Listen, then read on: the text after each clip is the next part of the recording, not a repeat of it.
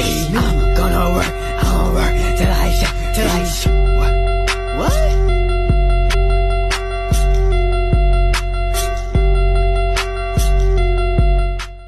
Yan guys, oh. Ito yung aming expansion valve. Papalitan namin siya ngayon. So, ito ang gagawin natin.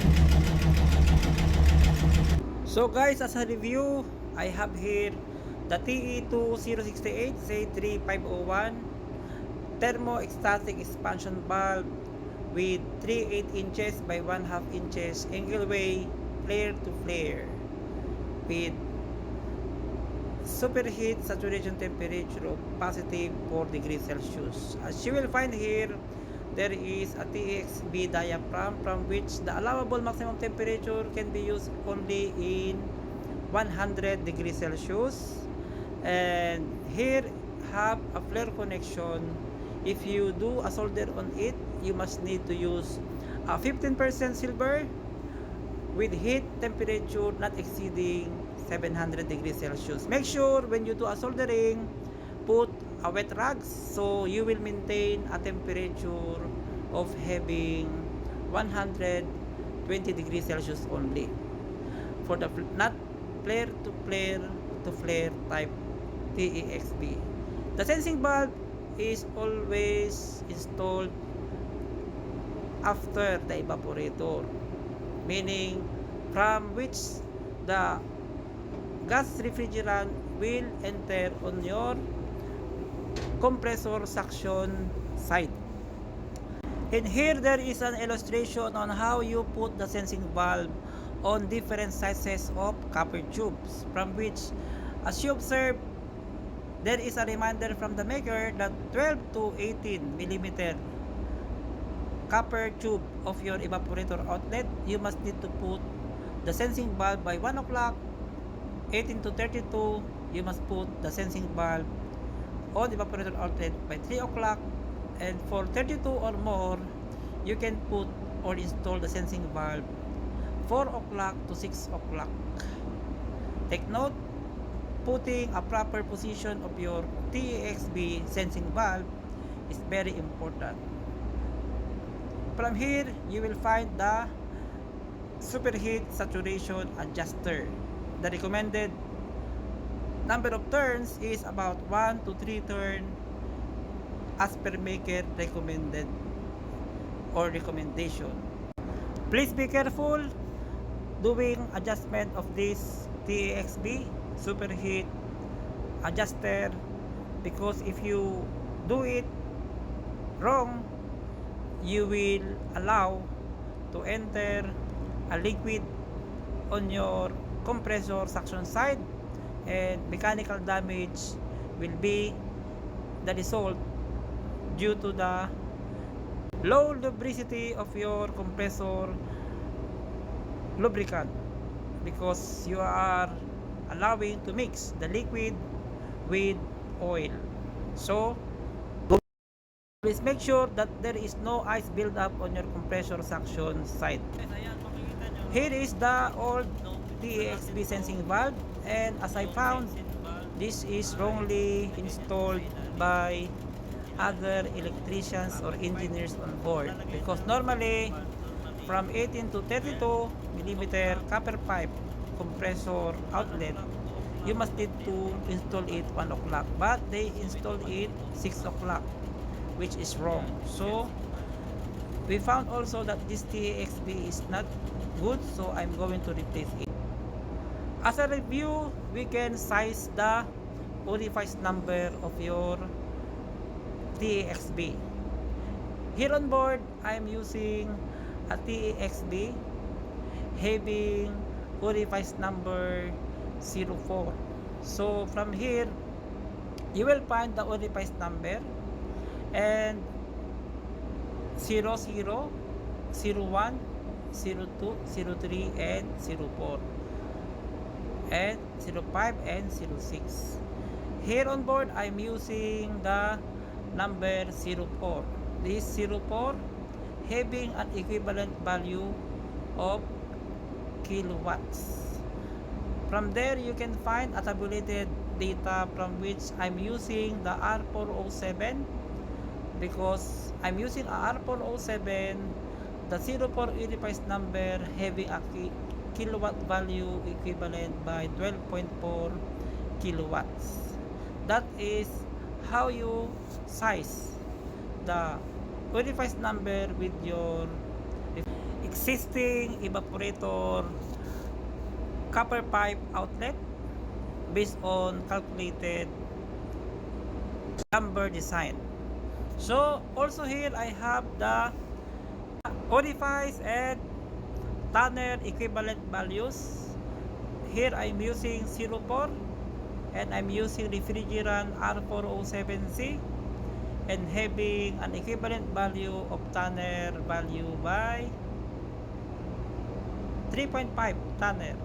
Remember, in refrigeration and air conditioning unit system, some other are using a value of Tanner, horsepower and kilowatts. Always remember those basic conversion unit. For 1 BTU, we have 252 calories. For 1 kilowatts, we have equivalent value of 0.285 refrigeration Tanner. And for every 1 horsepower, we have always 746 watts or 0.47 kilowatts. Those are the basic unit conversion from which you can use BTU, kilowatt, and horsepower with an equivalent values in calories, refrigeration tanners, and BTU to calorie. So this unifies number with an equivalent values of 12.4 kilowatts, we have 16.63 horsepower. Remember, 6.63 horsepower is a higher value capacity. Normally, in normal home, we are using 0.5 horsepower for bedroom, small room. We are using 1 horsepower up to 2 horsepower for about 10 meters by 5 meters house. And remember also that every 12.4 kilowatts we have 42.3 BTU per hour. That is the heat that you are able to take out from the refrigeration chamber. So now I'm here with my caliper. Now we are using this caliper to measure how is the diameter of my evaporator outlet going to my compressor suction side. As I verified, the copper outlet is having 12 mm diameter. So 12 mm diameter is suggested to put and install my TXB sensing valve by 1 o'clock position. As a reminder, from here you will find the 12 to 18 mm which is installed by 1 o'clock. So now I'm here on my refrigeration evaporator on fish room. Make sure that this valve is closed and this valve is also closed, and you must need to bleed some air before removing this TXB. As verified, these have no refrigerant inside, so it is safe to remove the TXB, and we are going to replace it with a new one. This is my old TXB, and you will find here on the inlet side I have my unifies. That is a unifies having number of 4, and that is the return pipe going to my evaporator liquid line.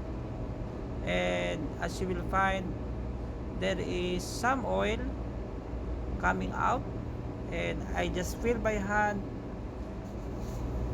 checking the or any irregularities on the conical image from which the TXB is seated.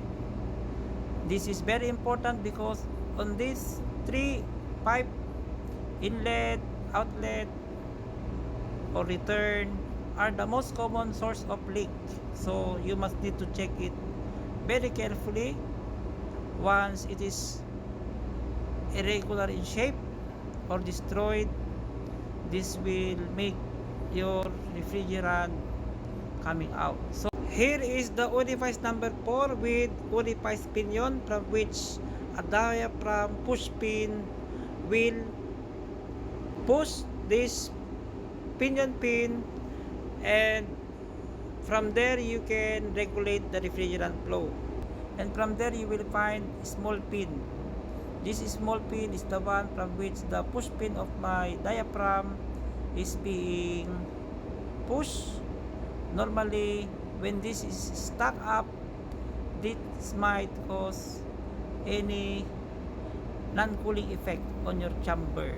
Make sure once you installing this one TXB, you must install it with 2 hands and 1 assistant, because this TXB is very soft metal. If you do it improperly, you can fix the flare in a wrong alignment, so this might cause also a refrigerant leak. With me, my chief engineer, now he is second engineer, and I asked him to help me to fix this one, because as you can see, the place is very narrow. You cannot do it alone, so better to have with you one engineer assisted you, so proper tightness, alignment of your flare connection will be made accordingly. So very careful in doing this one. You have a soft touch because the copper metal is a very soft metal. Once you tighten it, you can damage it. Too much tightness will destroy your copper pipe. This is a flare set, and we verified this is good. So as you can see here, one of my small pipe need to be tightened, and as you can see, we installed our sensing valve by 1 o'clock. Before, the old one, they installed it 6 o'clock down, which is wrong. So from now, we are going to perform a vacuum on the system. Then after doing a vacuum, we will observe if the pressure gauges on our vacuum pump will change from their position. Once we verified and check that there is no leaks on it, we can use and run our refrigeration evaporator for fish room. So guys, as you can see here, the dry provision have 21 degrees Celsius, which is not in use, and my fish room now having on local temperature gauge with negative 17 degrees Celsius, and on the meat room I have a temperature of negative 17.6. So I'm going to compare this temperature with my digital value display on our galley and on engine control room side. So we are going to correct the temperature indicated on the panel. As you can see here, I have a very nice evaporator condition. There is no ice on it. Means this TXB, we install it properly and accordingly with sensing valve installed on 1 o'clock. Reaper plant. Mid room negative 23, fish negative 21, Vegetable 0.1. Ayan. Ito, kain na. Kain time. Uy, aking kapitan na pogi. Ayan. Masaya na siya. Maganda na ang aming fish room. Negative 21, negative 23, 0.1. Hi. Hi. Hi guys! So now I'm on the HMI panel of my repair provision plant, and I'm going to correct the temperature which was being displayed on the local gauge and on the digital display. So for you to compensate the temperature and correct, you must need to perform temperature compensation. So you can put a password SCOPE, that is scope, and then you will touch the arrow going to the left and proceed on the temperature compensation. From there, room 1 is our meat room, room 2 is the fish room, room 3 is the vegetable, and room 4 is dry provision. As you can see, I have negative 10, and that temperature will give us a temperature displayed on digital. I will change it by negative 7.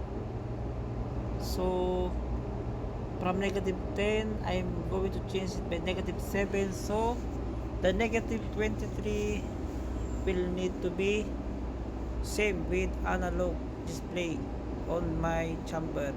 Fish room also have negative 8. I'm going to put it with negative 7. So just touch the home and you will find the change in reading. From negative 23, the meat room become negative 20.1, the fish room become negative 19.8. We do again temperature compensation to correct the temperature which was being displayed on your panel. Again, touch the arrow going to the right. I'm going to change the negative 7 by negative 5, and also the fish room from negative 7, I'm going to change it by negative 5. Then touch the enter, and then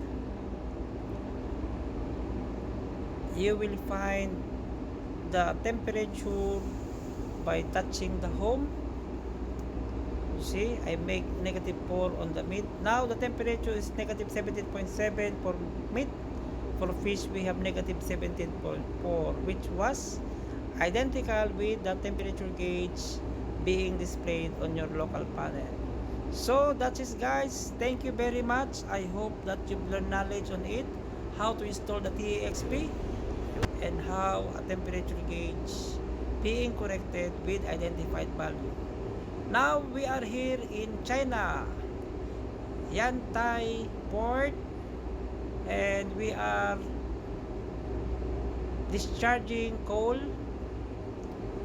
and it's almost time to go home. For now, I'm proceeding on forward. Good. My friend. Photo. This my friend. Pang Yao. Ni hao. Ni hao from China. Here, Philippines, friend. Okay. Thank you. This is my boson. Okay. Ayan, mga kaibigan, oh. Hinihila yung crane crab. Yun, nakita niyo, laki, no? Yun, oh. Yun. Yun ang crane crab. Ang daming grasa, ang daming kraba yun. Cold. Yun.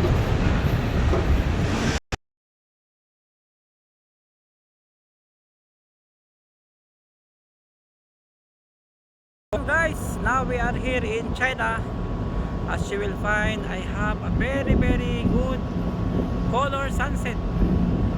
That is sunset, and from there I have one ship.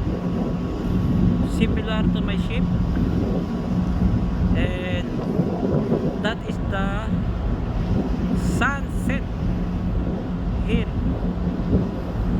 As you will see and find, there is a lot of ships surrounding us, and we are now here at Anchorage, and from there you will find plenty and more fishing boats surrounded on the sea, and that is the mountain with a very nice color sky.